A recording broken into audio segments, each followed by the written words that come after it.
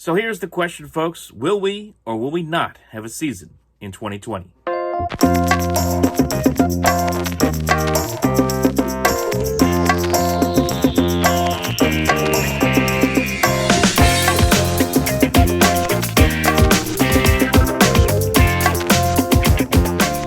right, ladies and gentlemen, welcome aboard here to the Sports Talk Nation. Michael Cohen here with you, and we are going to talk about what could be some progress, believe it or not.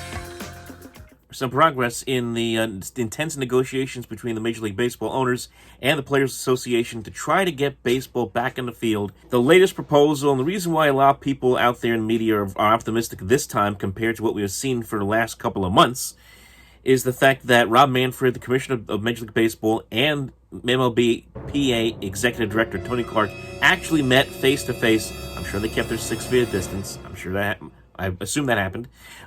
Met face-to-face, had a meeting, and have a framework of a potential deal in place that would be a 60-game season in 70 days, season possibly starting around July 19th or 20th.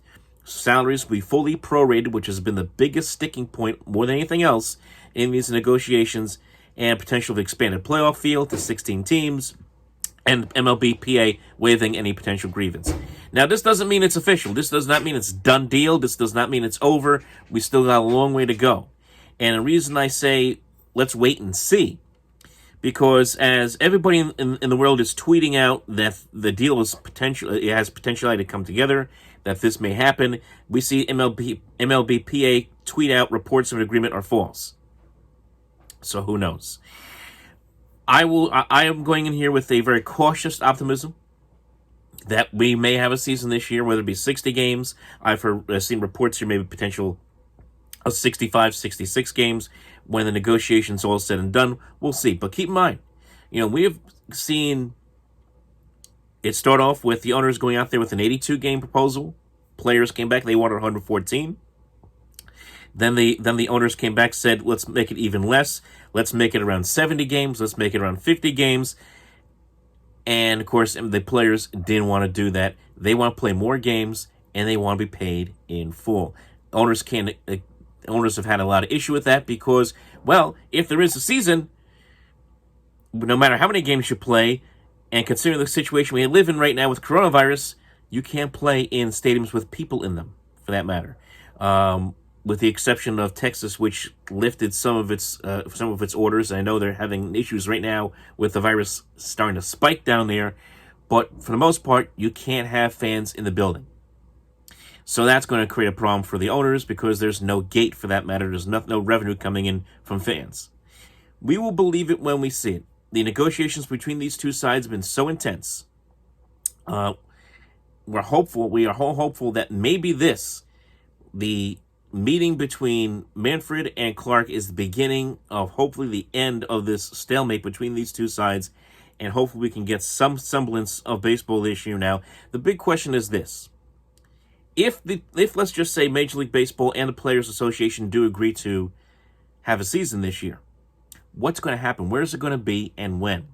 Remember, the commissioner went out there and put his neck on the line last week, said, I 100% guarantee we'll have a season. Then he withdrew that comment on Monday, says, you know what, I'm not sure about this. I can't guarantee we're going to have a season this year. And it looked like the season was going to get canceled, for that matter. And that's why you saw fans getting, of course, that's why everyone's getting really, really upset right now, because there's still a chance out there that we will not have a season this year. Potentiality still exists. So my question is this.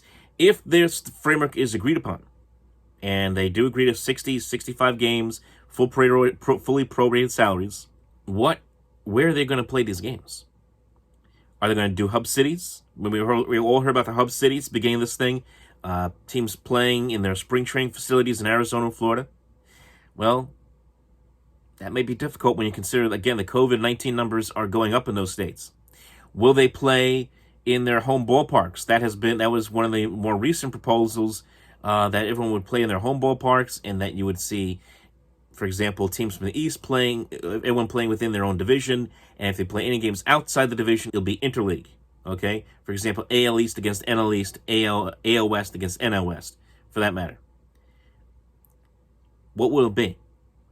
And how do you, if you're Major League Baseball, protect the players from this virus? Because you're going to have players, let's just say, if you're going to play games all in the division, let's just take the NL East, for example. You have the Mets, Phillies, Marlins, Braves, Nationals all in that division. You're still going to have some form of travel down to Atlanta and Florida from the Northeast, right? So how are you guaranteeing the safety of those players, and how are you getting them down there? Via flight, whether it be the train, whether it be busing them. Obviously you can bus between New York, Philadelphia, and Washington. That's no problem. But still, you got to guarantee the safety of those players with the virus still out here. So that's going to be a problem. What do you do in states that may have to end up getting locked down if there is if the spikes in the other states go back up? So these are questions that are still out there. We are a long way away. We're a ways away from having baseball back yet. What we saw today is progress. It's finally something that is not a nasty back and forth that we have seen over the last few days between the Players Association and Major League Baseball. It's something that is progress at the very least. There is, of course, the warnings from the CDC. We saw Dr. Anthony Fauci come out. He told the LA Times the other day, don't play games in October, don't play games in the fall, because the virus may be spiking at that point. Well, it's spiking now as it is. So this is going to be a never-ending battle trying to figure out where and how these games are going to be played, if they're going to be played at all this year. So it's something. It's a step in the right direction, but it doesn't necessarily mean we're at the finish line just yet in getting baseball back. But let me tell you something. As a baseball fan, because we all are, we want to see baseball back. Okay? We all need it right now. And I know that the fans right now are very angry. I know that a lot of fans have said that they're not going to come back.